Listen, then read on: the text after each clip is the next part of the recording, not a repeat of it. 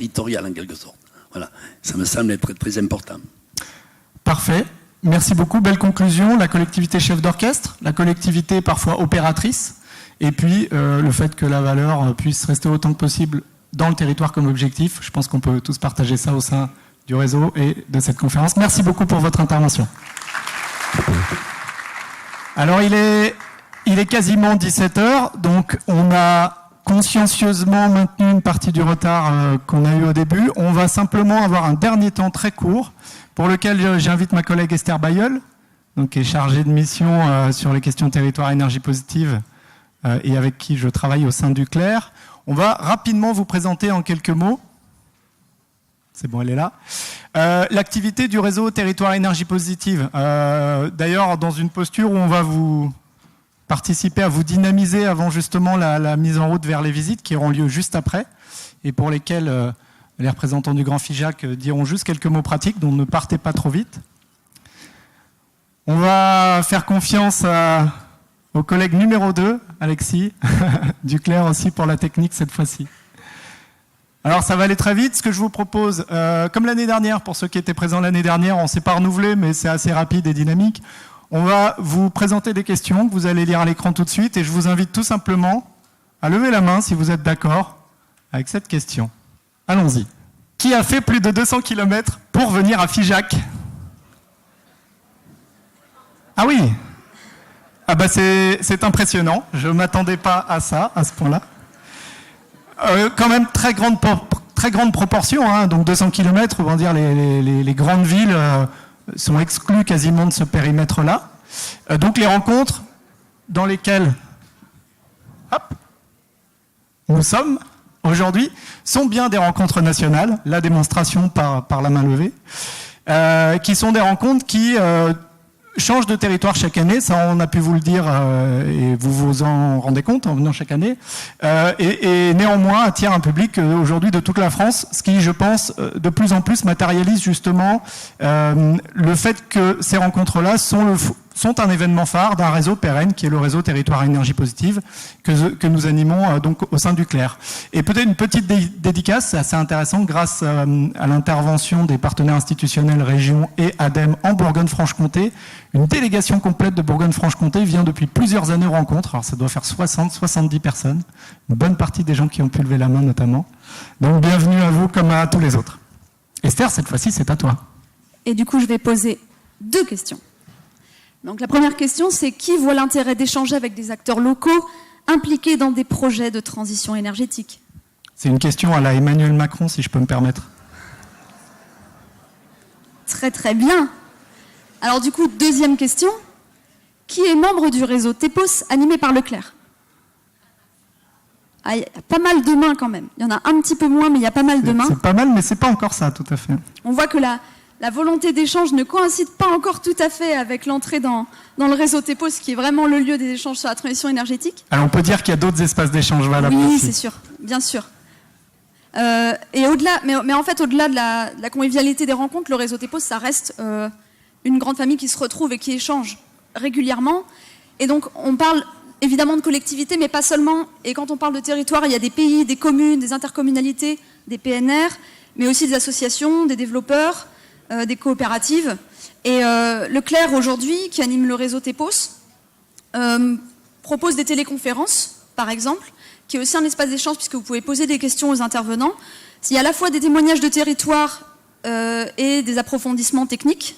La prochaine, par exemple, elle est le 17 octobre, si vous voulez vous inscrire. Il y a aussi des groupes de travail, chaque année.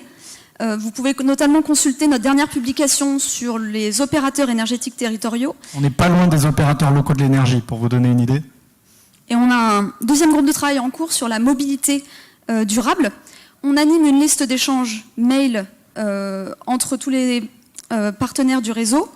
Et évidemment, on alimente le site web TEPOS, qui est extrêmement riche. Vous pouvez trouver tous les contenus des rencontres TEPOS précédentes, les téléconférences, les enregistrements, les articles de bonnes pratiques. Donc n'hésitez pas à aller fouiller et à chercher précisément des domaines qui vous intéressent. Peut-être qu'il y a quelque chose là-dessus. Suite. Qui sait, question méthodologie, pour faire comme au Trivial Poursuite. Qui sait ce qu'il reste à faire sur son territoire pour devenir 100% renouvelable? Alors, qui sait ce qu'il reste à faire? C'est combien de maisons à rénover, combien d'éoliennes posées, comment traiter la mobilité, etc. etc. Ah. Et oui. Alors, justement, autour de cette question-là, on a lancé il y a quelques mois, presque une année maintenant, un projet au sein du CLER en partenariat avec l'association Solagro et l'Institut Négawatt, qui avait en fait développé une méthodologie à vocation justement de faire un travail, de permettre un travail de sensibilisation, on va dire carte sur table, en mode réunion, concertation, avec les acteurs publics du territoire, mais les acteurs de la transition énergétique. Donc c'est une méthode en fait qu'on a formalisée récemment, méthode d'appropriation et de sensibilisation. Méthode qu'on a formalisée récemment et dont le but est réellement en fait de faire comprendre les enjeux quantitatifs de la transition énergétique et de permettre aussi aux acteurs de déterminer les grands champs sur lesquels ils sont d'accord pour avancer et finalement après définir en conséquence les grands projets, les grands dispositifs d'animation à mettre en œuvre. Donc sachez qu'une première formation, plusieurs formations d'ailleurs, une a eu lieu en Bourgogne-Franche-Comté, une autre a eu lieu au niveau national animée directement par Leclerc, une autre a eu lieu en Nouvelle-Aquitaine à l'initiative de l'Adréal cette fois-ci, et c'est une méthodologie qu'on souhaite diffuser vraiment dans une logique outil bien commun et communauté d'utilisateurs, donc un peu dans le cœur de métier du CLER, c'est-à-dire aussi l'animation de réseau, en lien justement avec l'expertise des partenaires. Et ce projet-là est soutenu, alors je ne vais pas évoquer les partenaires du CLER de manière générale, mais ce sont un peu les mêmes que les rencontres, ADEME, Caisse des dépôts, CGET, faut pas que j'en oublie, ministère, région Bourgogne-Franche-Comté.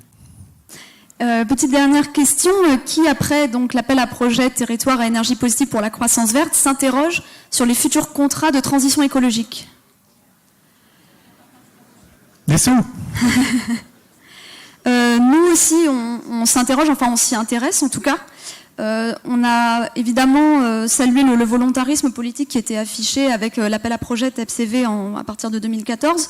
Il est encore en cours puisque certaines conventions vont jusqu'à 2020 avec ce qu'il a de bon et ce qu'il peut avoir parfois de plus compliqué. Et aujourd'hui se profile la suite, donc c'est quelque chose, les contrats de transition écologique qui ont été annoncés en particulier par Sébastien Lecornu, ministre de la transition, secrétaire d'État, pardon. On peut dire ministre. Oui, à la cohésion des territoires. C'est bon comme ça? D'accord.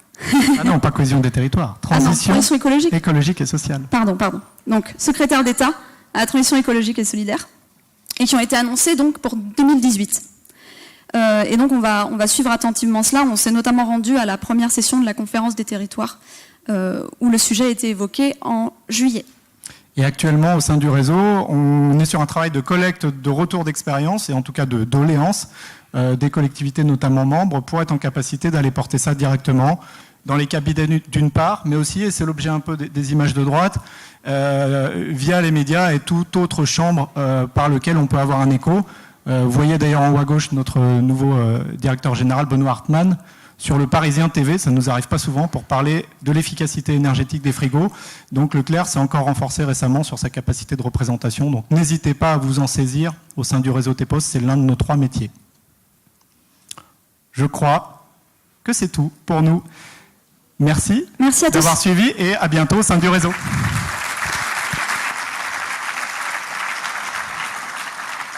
Et je cède donc la parole aux représentants du Grand FIJAC pour quelques informations pratiques qui vont vous être nécessaires pour poursuivre cette journée et notamment avec les visites. Donc Jérôme François, directeur général des services, et Isabelle Beaupuy, directrice du pôle développement. Donc bonjour à toutes et à tous. Quelques mots très brefs de remerciements en tant que directeur des services du Grand FIJAC. Moi je tiens à remercier et féliciter toutes les équipes du Grand FIJAC qui ont participé à l'organisation de ces rencontres. Le monde des collectivités locales, il évolue beaucoup, très rapidement, de profondes mutations, donc ça interroge aussi les administrations et les services que nous sommes. On n'est pas accoutumiers, nous, de l'organisation de ce type de rencontres, donc c'était un défi à relever par les équipes du Grand FIJAC, avec les accompagnements du CLER, bien entendu, sur les aspects méthodologiques et le fond. Mais je crois qu'il faut féliciter donc les équipes. Isabelle Beaupuy, directrice du développement, qui a...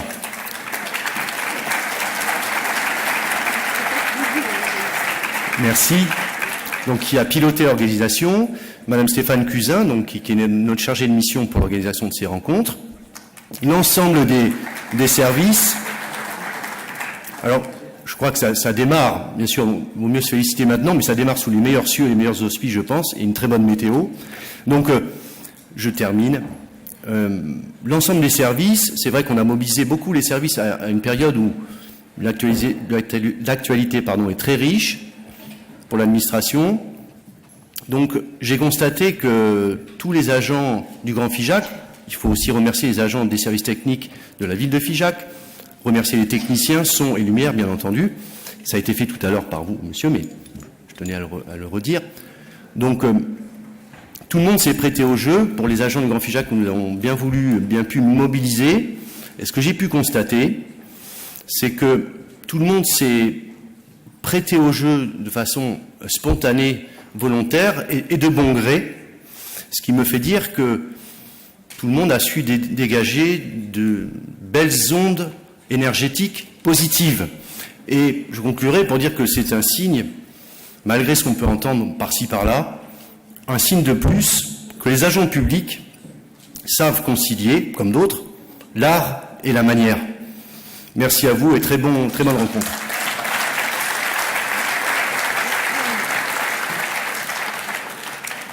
Bien, bonsoir à toutes et à tous. Bon, bienvenue à Figeac, qui est sur le territoire de la communauté de communes du Grand Figeac. Donc, je vais vous donner quelques informations pratiques. Tout d'abord, donc, on vous a remis un kit participant lorsque vous êtes arrivés ici dans l'accueil. Donc, je vous invite tous à le regarder puisqu'il contient des informations très précieuses. Donc, en premier lieu, donc, vous avez le programme des rencontres, donc de ce jour jusqu'à vendredi. Ensuite, vous avez un plan de la ville sur lequel figurent les différents lieux des manifestations. Donc ça, c'est un plan A4. Ensuite, un document relatif au transport. Alors, c'est ce document-là qu'il faut lire très attentivement, sur lequel vous trouverez donc toutes les navettes organisées pour l'événement. Je vois que tout le monde ouvre ses pochettes. Et ensuite, le programme de la balade apéritive de jeudi soir pour les personnes qui se sont inscrites. Ensuite, concernant les badges, donc les tours de cou bleus donc, sont pour l'ensemble des participants. Sur le verso de votre badge, vous avez votre programme individuel, c'est-à-dire tout ce que vous allez faire pendant les 3 jours. Et ensuite, en bas du badge, vous allez trouver les numéros de téléphone utiles si vous avez des questions à nous poser. Pour les membres de l'organisation, nous avons des badges rouges. Alors, pour la suite du programme, donc on va enchaîner avec les visites. Donc j'invite les personnes qui sont inscrites à ces visites à sortir assez rapidement, parce qu'on a déjà pris un peu de décalage sur l'horaire. Et dehors, vous serez orientés vers les bus qui vont partir sur les différents points de visite, sachant qu'il y a une visite qui se fait à pied, c'est la visite 1, et ensuite la dernière visite, c'est la visite 8, qui est Place Jean Jaurès, qui se fait avec un bus hybride. Lorsque vous allez revenir des visites, pour les personnes... Un tout petit peu d'attention, s'il vous plaît. Pardon, ouais. Isabelle, ça devient bruyant. Pour vous, sinon vous allez vous perdre. Lorsque vous allez revenir des visites, donc pour les personnes qui vont se rendre à l'apéritif, qui ont lieu aux terrasses du Puy, je vous invite à vous y rendre directement en sortant du bus. Voilà. Ensuite, le dîner est prévu ici, dans la salle qui est juste à côté à 20h30. Vous aurez ensuite des navettes qui vous déposeront dans vos hôtels. Voilà, n'hésitez pas à nous solliciter, donc toutes les personnes qui ont un tour de cou rouge et aussi un point d'information qui se trouve à l'accueil. Voilà, bonne continuation à tous. Et pour ma part, je vous dis à vendredi matin, et André Mélinger, n'oubliez pas ces biscuits alsaciens. Voilà, j'ai une dernière information, et non des moindres. Il y a des personnes qui ne sont pas bien garées. Donc on a réussi à obtenir un délai auprès des gendarmes sur la verbalisation. Donc je vous invite, pour les personnes que ça concerne, de bouger vos véhicules. Voilà, merci.